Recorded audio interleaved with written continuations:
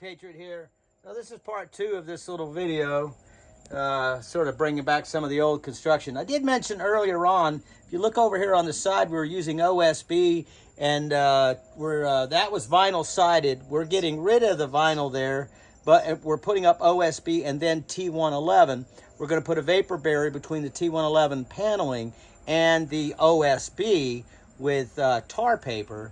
But we're going to come back in once we get it all painted and primed and finished, and we're going to stucco that side, which will put us into a more old traditional Virginia finish. Right now, we just got rid of vinyl. We're cleaning up insulation and all, and then it'll be all fresh OSB, a vapor barrier, T111, Kilts primer, good, well sealed. Then we'll do another barrier again and throw stucco on it, but we'll stucco over top of all the wood construction that's there, which was a conventional sort of thing back in the county. Anyway, what we did here, come on and get a closer look. So last time I was talking to you about this one board here, these vertical planks, and you saw that there's an old oxide red paint in there with a white lime wash finish on top of what they used to call whitewash. Anyway, and so what I did was, if you look over here, I've got a planer. Now, everyone talks about what kind of wood you want to use. You don't want pressure-treated wood in your house. Well, what we've done here is, because these old timbers are inherently not perfect and pristine, but they are the original timbers. Let me show you over here. Of course, we mentioned this board was a little bit compromised, but we did spray it down with a solution of borax, which is 10 mule, what is it, 10 mule borax. Anyway, so there's a lot of the borax in this wood now, which will basically cut down on all of that. We planed our pressure-treated 2x6s down to 1.25 inches. And essentially what we did was we eliminated all the window add-ons where everybody did windows, and we went back to the original cut opening in the structure. Then what I did was I transitioned from the original cut opening to this plywood, to this pressure-treated wood, which allows that transition. Then we're going to finish this off with either a cedar finish or a vinyl finish. But the idea is to make this window not look like it's a vinyl window in a part of an old house. So essentially what I did was I transitioned from all the original material without actually cutting anything that was original. I just removed all the add-on stuff. Then I calculated my opening, and then I planed my boards to give me enough room to shim and level this window in here. As it turned out, we found this window here. I'm always buying windows at Habitat for Humanity, or I've probably been sitting some of these windows for 5 or 6 years waiting.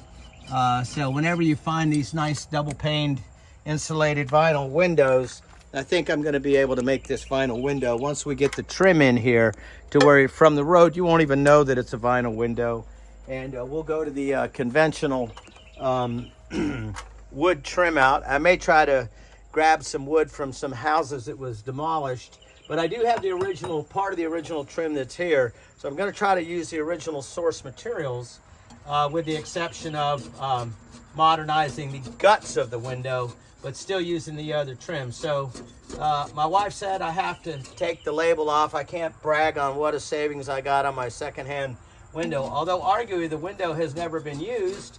So even though it be secondhand in terms of who owned it, it's firsthand in terms of who's putting it in there. So instead of spending $300 on a window, I bought this one. I think I negotiated them down to $100. And so, and like I said, it's been sitting around. But pressure treated, transition from all the old timbers. I did use glue, liquid nail construction adhesive, and some galvanized nails to tie it together. I noticed even when I went upstairs from having sort of reframed this entire structure here, that the floor on the second floor above this room is actually a little more solid. You can actually feel the floor's got a little more strength to it, because there's an internal band board on these old constructions. So the old post and beam balloon frame, they rely on all timbers together as their strength. So by tightening up all your cuts and your openings, you strengthen the entire structure. Anyway, Motley Patriot, it's not this old house, it's this really old house. And I don't have Bob Villa going around, yeah, I put this thing in. Translation, yeah, we went over budget. We spent $80,000 to get a chimney repair. But it doesn't matter because our budgets are unlimited. Nope, this really old house means you're doing the work yourself. You've got to find innovative ways to solve problems. And we're repairing existing structure. I will say, if you're going to do anything at all, check with your local building code Nazis. All they want to tell you is no and charge you a fine. So make sure you clear it through the Nazis. We're just repairing what's existing. But you do also want to know that you're following best practices. I say that tongue in cheek. I've been doing this for a long time, so I know some of the tricks to transition between modern materials and old construction. And when I'm done, I do it so it never comes back, and it's better than it ever was. Kind of utilizing modern technology, but it's really hard to go from old building methodology to a new window such as this, because the other old ones were all cedar frame. They would never go bad, but windows are where all the moisture collects, so it's a tough one. But anyway, we're going to flash tape in the whole thing and get some really nice flashing up around here so that even as hurricane such and such comes through, we're still safe for pressure window. Just so you know, water doesn't just flow downhill, it will flow uphill with the pressure differentiation between the inside of the house and the outside of the house. So you got to be real thorough, otherwise all your hard work is for naught. Motley Patriot. Hire a professional. Don't do this at home yourself. Thanks for tuning in.